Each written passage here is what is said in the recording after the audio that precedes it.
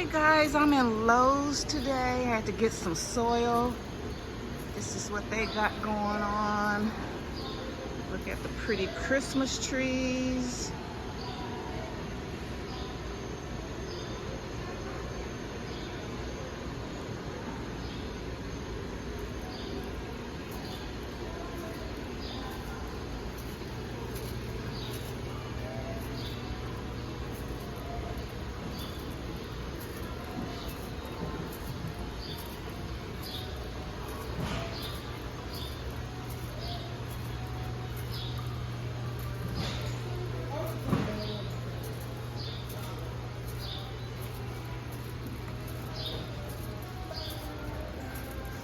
Got some crotons. My crotons died after 2 years. I just threw them away over the weekend.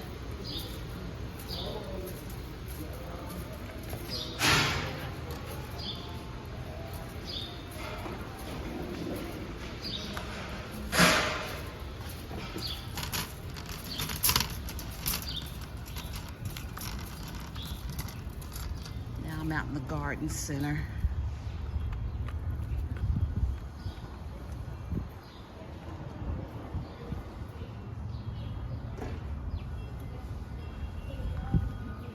Okay, I got soil. This is all I came in here for. Let's see, I need some containers. Aren't these pretty?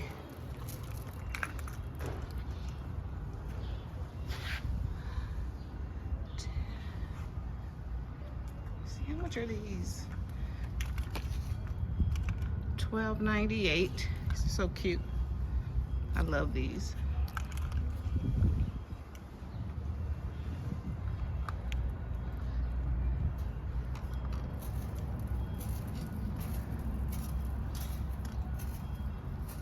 You can get fall pumpkins 50% off.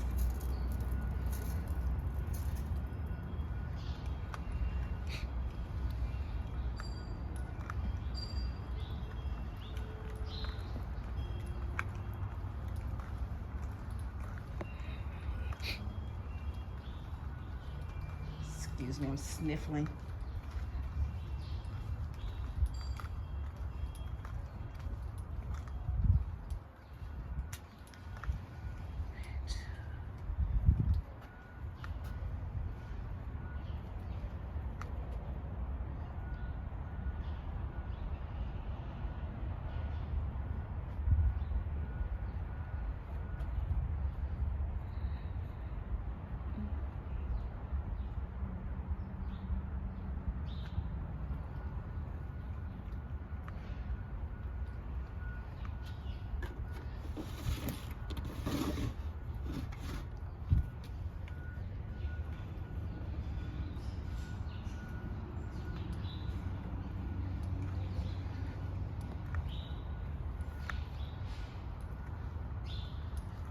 I need to get some perlite.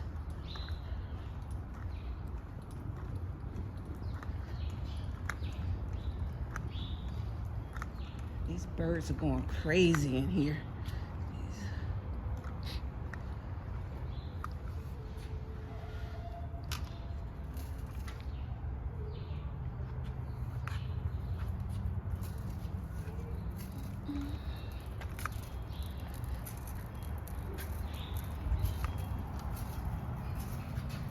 They got a black and a white Santa. Them things are 98. Let's see. Which is this Santa? 99, 90, $100. And then you got a black one. Look at these.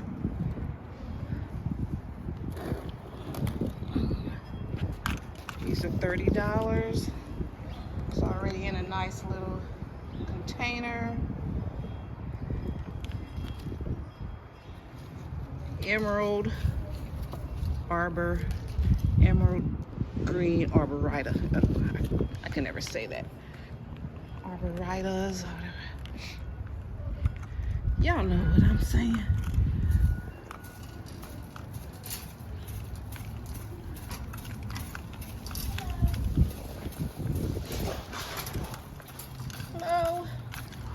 someone spoke. I thought I heard someone speaking. Let's see, potting mix is 21. You got the 50 quart, $16.98. All right, I just can't lift those big bags anymore, and I'm in the truck. I bought the truck because I was gonna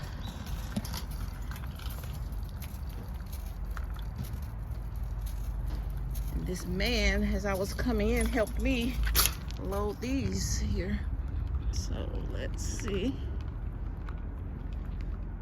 You get 25 quarts of Stay Green for $8.98.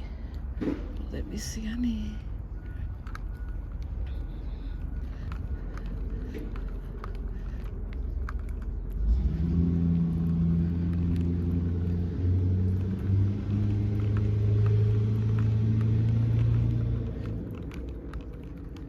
All right, peat moss.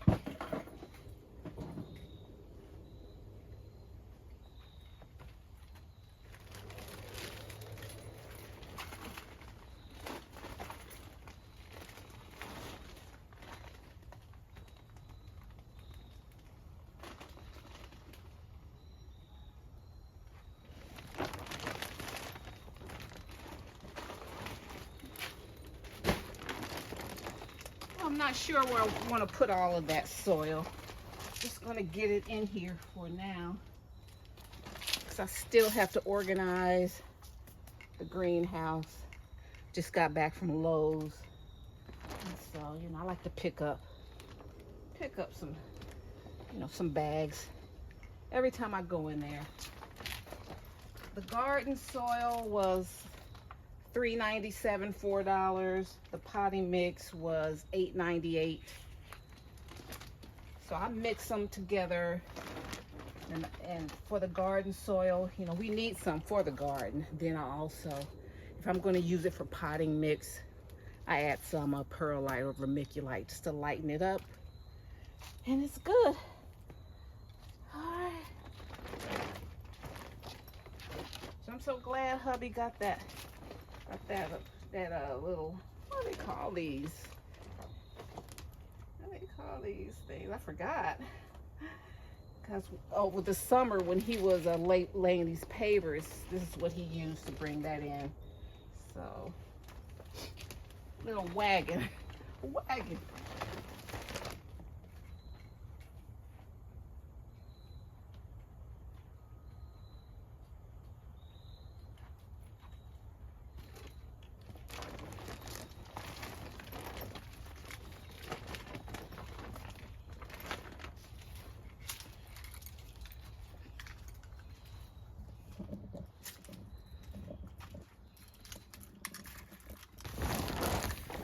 So hubby put the it's warm in here too.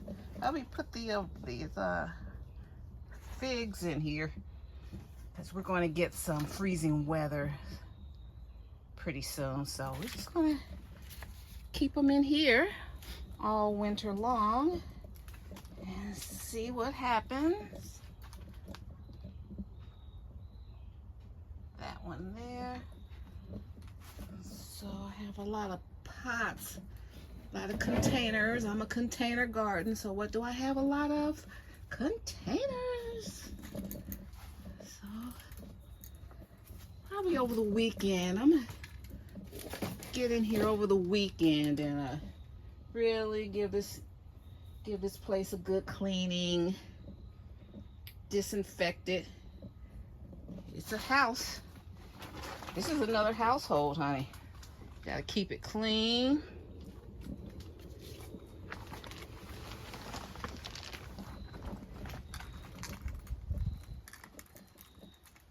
And then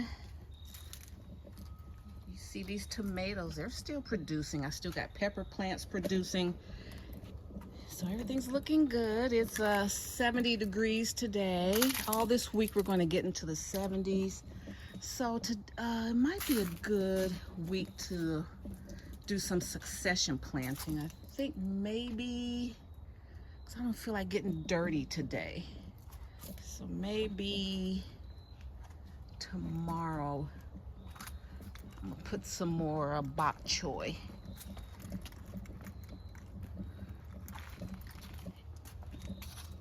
Here are my cabbages, my regular cabbages right here. Bok choy right there. No pests. You know, look under them, make sure there's no aphids or anything on them. These are collards over here. So, y'all see my garden. This is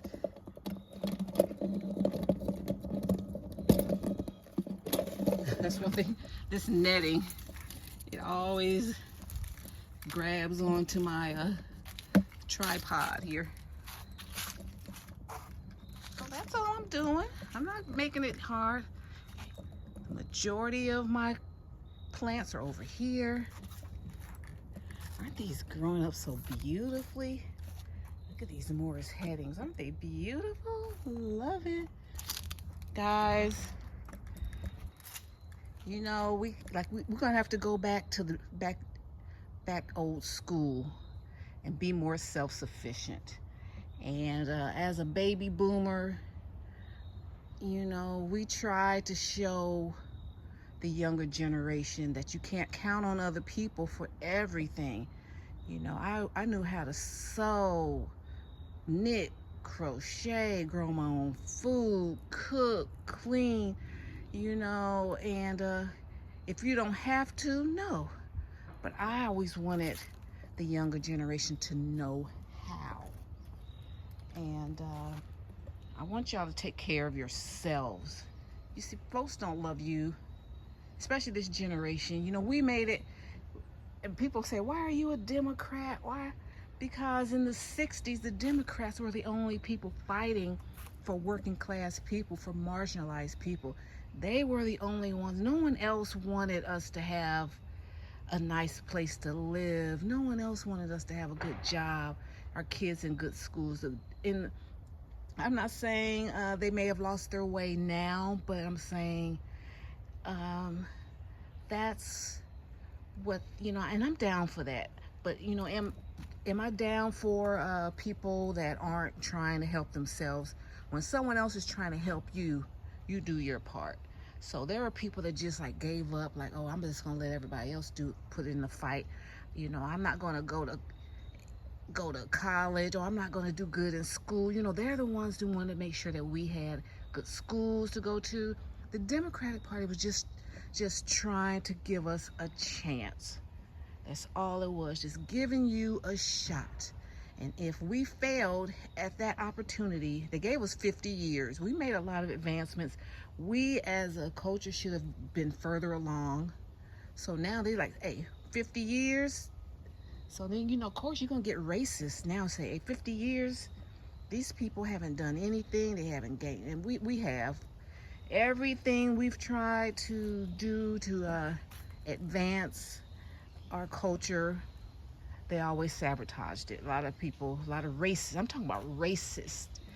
Anytime they saw us getting ahead, they would do everything they could to sabotage it. So I'm not going to get too hard on us, because we as a culture, we did a lot to try to make this society better. But you know, if you got people always fighting you, you know, that's it. But the younger generation, like I saw like a lot of these kids just like balking at, you know, their elders and just not showing any respect. And they trying to tell you from their experience that we all we got.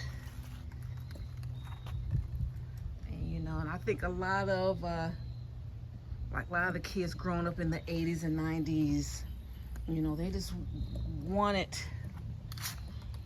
you know, they wanted so bad to be accepted by people that they tolerated you, you know, more than, you know, really wanted to, you know, respect you and stuff like that. And then when I saw a lot of these young kids walking around, you know, looking dingy and dirty, hair tore down, I'm like, you just are looking terrible. You're not representing. Because back in the day, at least in the 70s and 80s, at least guys would get a jerry curl, get their hair done, was ironing their clothes, and then, you know, they started just getting nice haircuts. And then I started working in the 80s. In the 80s, you know, they didn't really want black people and black women at all, you know, in these big corporations. But, you know, to get government contracts, you know, some of them just like, it's like, you know, okay, we'll give it a try. And so we had to go in there looking good, honey, and being a joy to be around, and being a good worker. So, and then that's when a lot of white women started coming into the workplace. They started getting opportunities to be in management positions, and they were like coming in there wearing suits. They were trying to you know, detract from their femininity, wearing suits and big shoulder pads and stuff, you know. And me, I was in there, I was in IT, and then people were like saying, oh, that's some lady came up in here and she fixed my computer, and she was a sister too. It's like, yes, because I went to a college. I went to a historically black college, Central State University, and in the 80s, they prepared us to get out here to learn computers. When I came out, I knew how to use a PC, and that's what they hired me for in AT&T. I was training managers on how to use a PC, how to get their email. Y'all think that's funny now, honey? In the 80s, people was just getting emails and stuff on a computer. So I'm just telling you, telling you guys all that to say, we've always been a very multi-talented people, very creative, very resourceful, very industrious, very self-reliant. And so I want us to continue to tap into that, and don't let nobody, just because technology is out here, you see how, you know, shit can shut down. These apps can shut down on you, but you still got to eat. So use all of it. Use all of your skills and talents. That's what Tanya's Tasteful Table is about. Using all of your skills and talent. You know, you can go low tech. Have a nice garden to kind of to unplug from all of that. Turn around and you can create an app. Young people, old people, whatever. Find a way to make money off of your skills, make money off of your talents, your interests. You know, just be creative. Think about it. Think about it. If you love gardening, find a way to create something that can make things better for your fellow gardeners, okay? So that's it. You see me, I'm a female. I don't have no problem. I'll get out there, I'll lug dirt. I don't believe in all that. Well, I'm a woman, so I shouldn't have to do this. You know, if you're able and you're strong, you do what you want to do. Don't limit yourself. And then also I want to say, you know, I live in Georgia, and in my county, I've been so impressed. Like, for the last couple of weeks, if I'm out in the stores or if I'm struggling with someone, it's been a white man that has come to me and said, "Oh, would you like help with that?" You know, and I live in a Republican county, but I am so happy that we don't have a bunch of jerks in my county. And yesterday when I got this man saw me, you know, I was picking them up. I had half my cart full. I was getting these bags of soil, and he was an older man, a little older than me. He's like, "Ma'am, you need help with that?" And I said, "No, I'm fine. He said, "Let me help you with that." And then the cart started rolling. He said, "You just grab that cart, hold the cart, I'll get these. And how many more of these you want?" And you know, he helped me a couple days ago. I was at Kroger, and I was in hubby's truck, and the gate in the back didn't go down. I had loaded up the thing with some groceries, and the gate didn't go down, but I didn't know it. It went down. I guess it popped back up because I had something in the sensor, because I didn't know how to do that in his car. And that man jumped out of his car. He says, "Ma'am." He says, "You got to, you know, this didn't close. You're gonna." He said, "I would hate for you to lose all that meat, you know, going down the street there." He says, "I wouldn't be doing my my civic duty if I didn't help you." And I was like, "Oh, thank you so much." I said, "I'm in my husband's car. I don't know how to use it." And the other day, you know, each time I go out, if someone sees me struggling, it's basically been white men, where, you know, you think, you know, everybody's angry and evil and against you because you're a minority. You know, there's some good people out here. So I'm so proud of my county in Georgia, and I want you guys, all of my subscribers, don't let, you know, the evils of, you know, these are billionaires and they got they on some other stuff, honey. So, you know, we need everybody to keep the world going. So, but you don't have to be evil to your neighbor. You don't have to be evil to people in your city, in your county, in your neighborhood. You don't have to be evil. It's going to take all of us to, you know, keep things going. I love my neighborhood. I'm so proud of my county, and I just want everybody, white and black, no matter what your color is, if you see someone struggling, it's okay to help them. God will be pleased with that. God will be pleased with that. You'll feel good, and you'll get your blessing. All right, guys, so thank you so much for tuning in today, and I'll see you in my next video.